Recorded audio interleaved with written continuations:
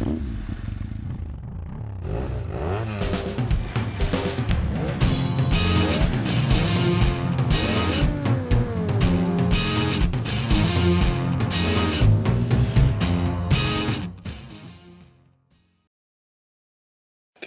we're going to take about a half-hour detour here.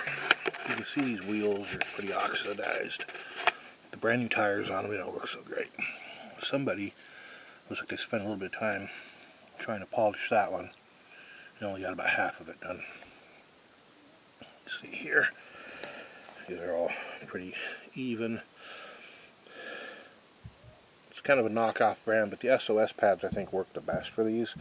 And they don't generally leave scratches. I mean, if you had something that was super polished and you use them, it would probably leave some scratches. But if you have something like this, I think you can look past the slight haze of the fine scratches and they look good, especially on the Roachstang.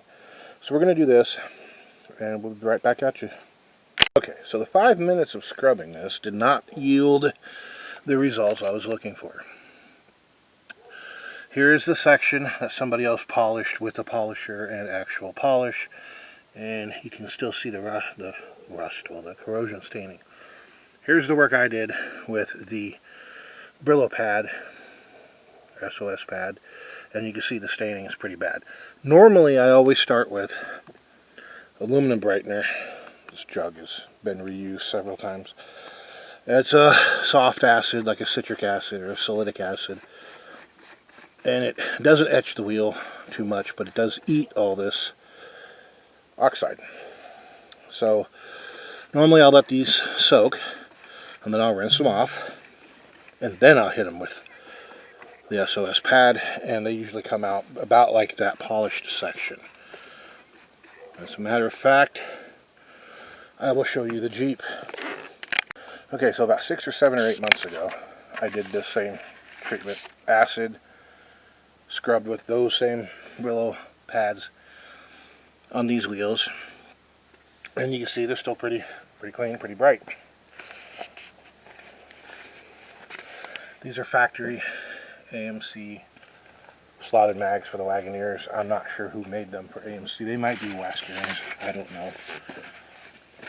These are the front ones that have not been treated yet, because I haven't. I'm going to pull them off, treat the wheel, put the new tires on them, and then go. But you can see all the corrosion staining. There's probably a little brake dust there too, but so you see the difference between that and that. Makes a hell of a difference. As far as staining goes, there's not much. I mean, not much in the real world of car stuff, but if it were a show vehicle, it would be a hell of a lot. So we're going to let that stuff sit a while. We're going to let it eat, dissolve as much of that as possible, and then we'll go back, we'll rinse it off, go back over it with the SOS pad and see what happens. Right now we're going to go jump on the Mustang. I got to adjust the right rear brake. I need to I've got to just tack weld the bottoms of the fenders in place because the mounts have been ripped out, and then I need to work on that passenger side fender a little bit so the door doesn't catch it. And then headlights, you just swap out the headlights, figure out why they're not working. The neighbor left the lights on yesterday, so I'm gonna have to charge the battery up for that too. So you go find a battery charger, get it plugged in, get her going, and yeah. Oh, one other thing, let me show you this. Okay, so last night I got done. It was about 5:30, but it was 31 degrees. I was cold, I was wet, I was miserable. I was done for the day. But I wasn't done. There's still stuff I wanted to do. So here I had this old cheap tachometer, and this casing was broke around the front of it, so the lens and the bezel wouldn't stay on, they'd just fall off. And there really wasn't any way to mount it because that was broke. But I held on to it anyway because, you know, it's like, why are you going to throw away working stuff even if it doesn't work 100%? Hoarder mentality, I guess. So I took the clock, this plug out, that'd be for the clock,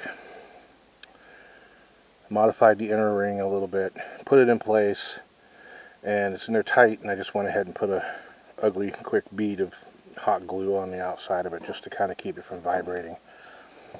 And it's not perfect by any means, but there you go. You got a little tack, just kind of to monitor what's going on when you're going down the freeway. It looks better than a blank thing there. Definitely not factory. Definitely not, a real neat install. I could have done that too, but honestly, we're dealing with the Roachstang here, so yeah, that's gonna get put back in. What I did do here too is I was able to run the wires,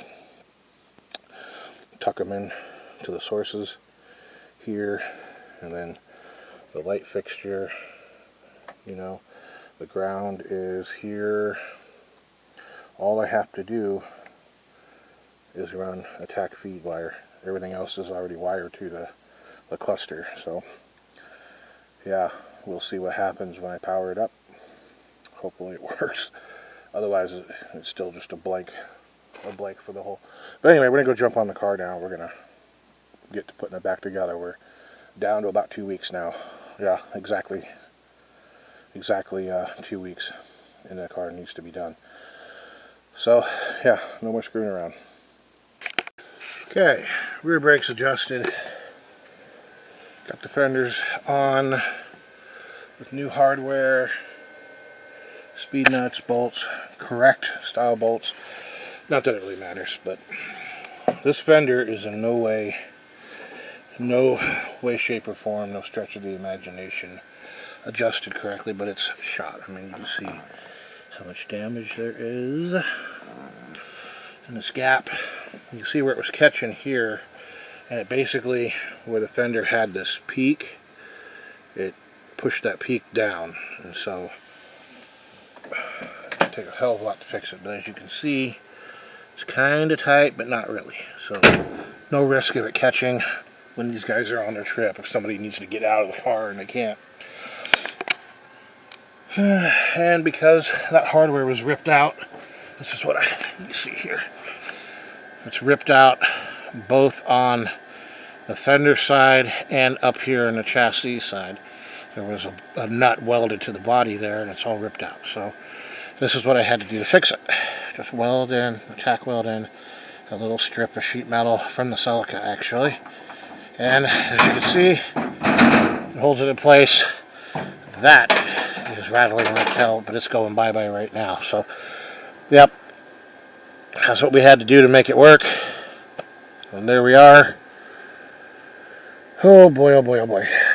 I'm going to shut that thing off. It's my little handy-dandy, cheap Harbor Freight welder. Got the job done, though. I mean, it's nothing spectacular. And you will never hear me say I'm a welder. But, it works. Okay. Yeah, it's on there. So this tarp shed is cold and wet and muddy. The ceiling has this water all over it, so anytime you bump the sides, it rains in here. Kind of defeats the purpose of having it. Okay, let me go show you the wheels. So they didn't come out great, but they came out a lot better than they were, I guess. One of these wheels, see if I can find, this one has some pretty bad corrosion on it. You can see real heavy pitting.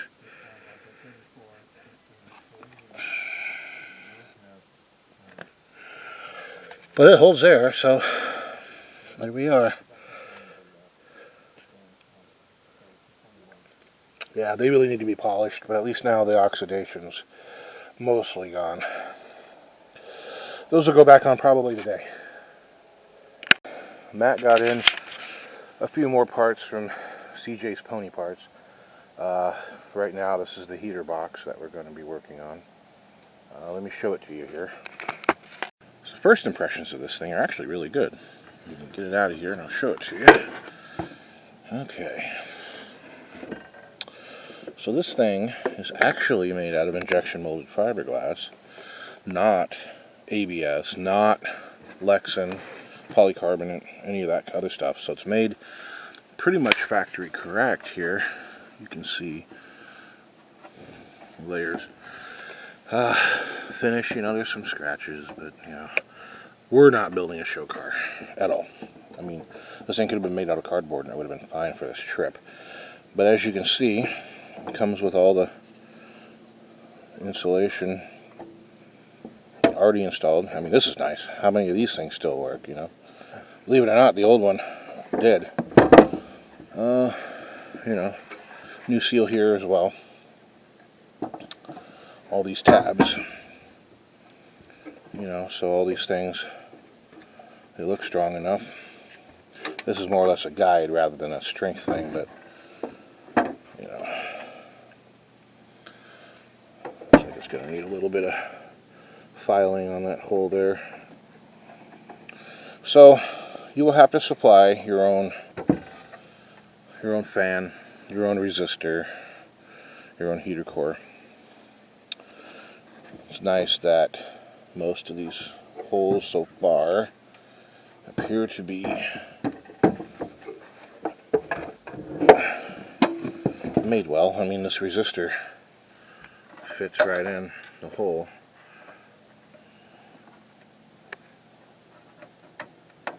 Yeah, I still have all the original plastic rivets here. They seem to line up. Yeah. So we're doing pretty good there. Let's see if I can separate this thing. Well, the ring's not glued in place. It comes right off. Looks like it also comes with a new sealing ring for the motor. Not really sure what this guy is, other than it might supposed to be going in between the motor and this plate, maybe. I'm not sure. It's just kind of an oddity. It comes with new clips, which is great because most of the original ones were missing. So let's see if we can split this thing. Okay. Got a new heater core gasket, got a new heater core clamp.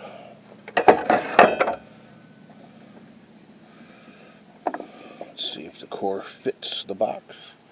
See, it's already got the foam in there. That's nice. I don't know what it costs, but CJ's Pony Parts. I'm sure they have a website. Let's see.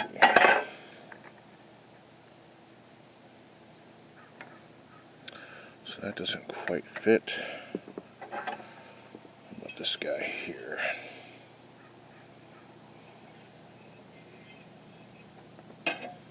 See, none of these things are actually on the one I took out of the car.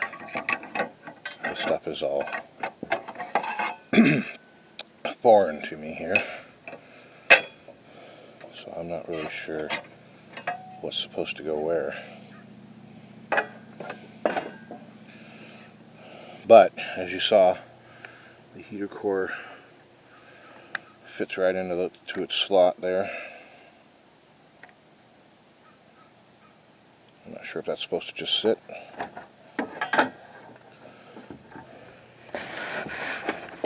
Maybe that's an adapter for a modern aluminum heater core. I don't know. One of the problems with the aluminum cores versus the old brass ones is the silicates in the green antifreeze will erode them over time. It's like having a sandblaster constantly blowing on them. So, see that is pretty loose, so that this metal spacer probably is required. Somehow I'm going to have to go online and take a look at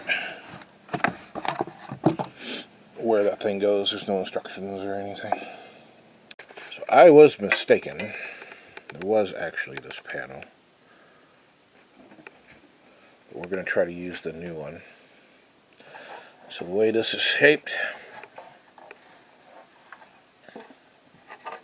looks looks like the top half needs to go, or this half needs to go onto the top half there. So we're going to do it. Okay, so one thing that I'm not happy with on this heater box, I'll show you here. This is a plenum. This is an aftermarket plenum that somebody had already changed. These were cardboard from the factory, literally cardboard, and they would crumble and fail, and then you wouldn't have defrost. So what we've got here, there's two screws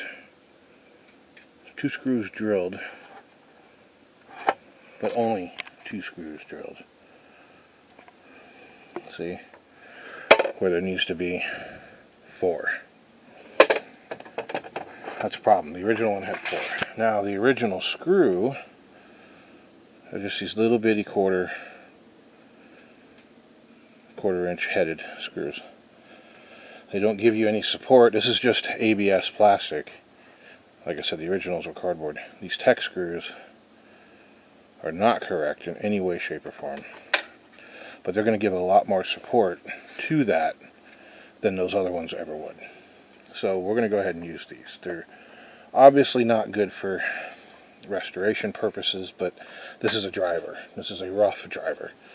There's a reason it's called the Roachstang or the Roachstang, whatever you want to call it. You're never going to have to really worry about that getting ripped out of there unless somebody does something really stupid. So we're going to go ahead and tighten those up. We'll drill out the top 2 holes and we'll be good. We got the front end back on the car. Got everything aligned up about as well as can be expected, so the door doesn't catch here anymore. I had to weld a little strip, a little tab of metal onto the bottom because all the bolt holes are ripped out. We had a big nasty hole here where this antenna was, and this was pretty cheap at work, so we threw that in. Got a battery tray in, got some new cables in, got some hold down hardware, got some plug wire separators, zip tied some wires together so nothing was going to get snagged or rubbed on. Got some new hardware up here, and remember, we're not going for looks on this, we're going for reliability, safety, legality, in that order. Okay, there's still 2 more bolts I got to put on the lower valance. We got to put the turn signal lights in. We got to get those vents put in to keep water from running down onto the engine. I thought Matt had told me that he got some, but I'll look through all the parts he brought me. It's a little something I want to show you on parts.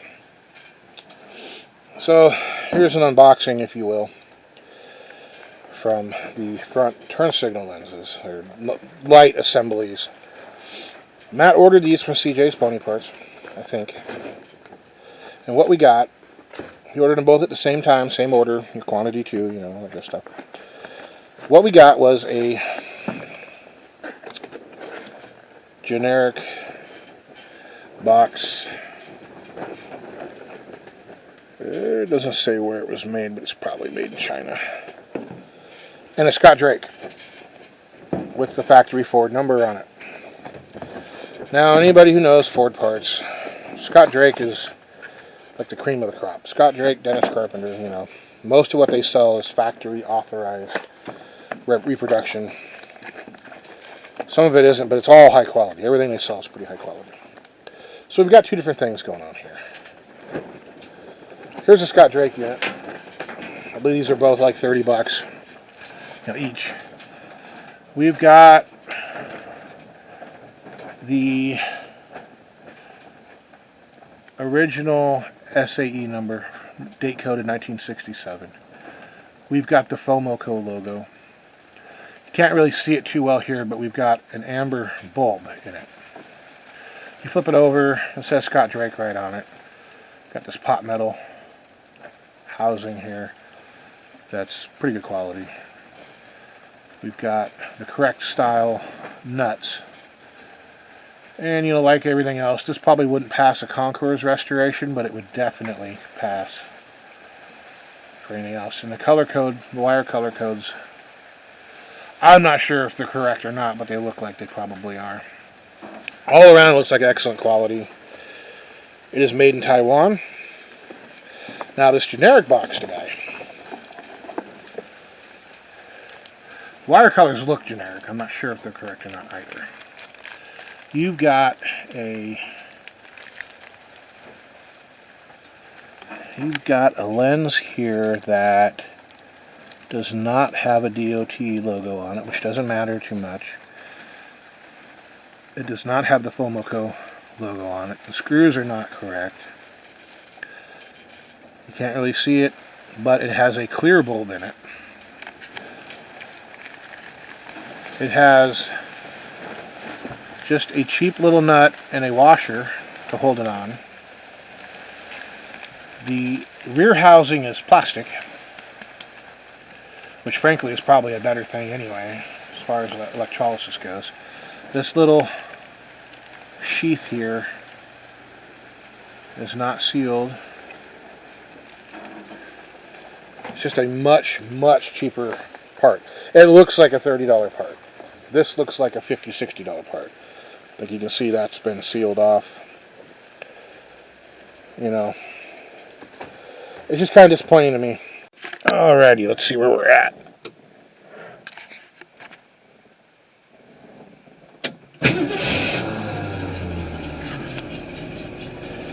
It's a mostly cold start. Can't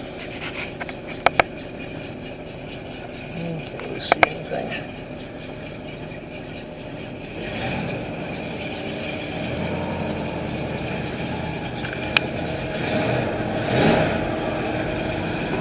Got a little tack work in there. Oil pressure. Ammeter's working. Gas gauge is not. Speedometer is working. Got our turn signals working, but I need to replace the flasher.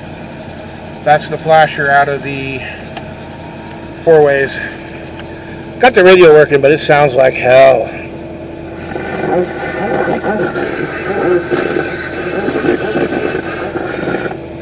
Remember, that's a new antenna, and those are good new speakers. It just sounds like crap.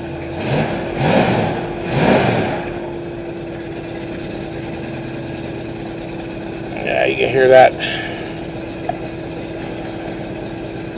cylinder missing because the lifter's pumping up. I wish I knew why.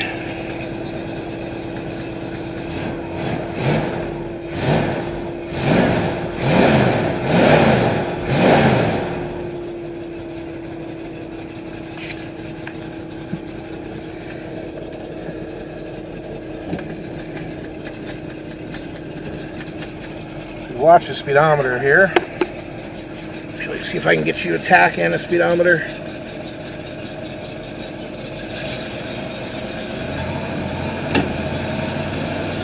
We're in third.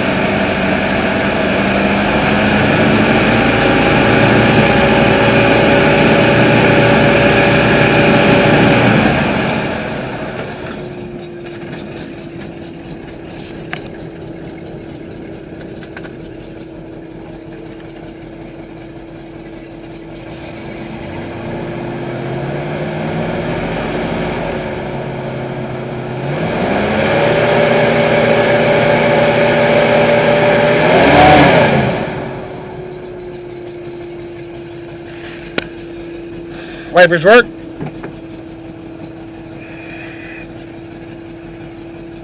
Alrighty. So about the only thing we have left to do is fuel sending unit and all those hoses underneath the car. And then I think we can drop it back down. There really isn't anything else to do in here. Maybe put that door panel back on for them. Yeah, I think we're doing pretty good besides that. Yep. So I'm going to call it a night. We'll be back on it tomorrow morning. See ya.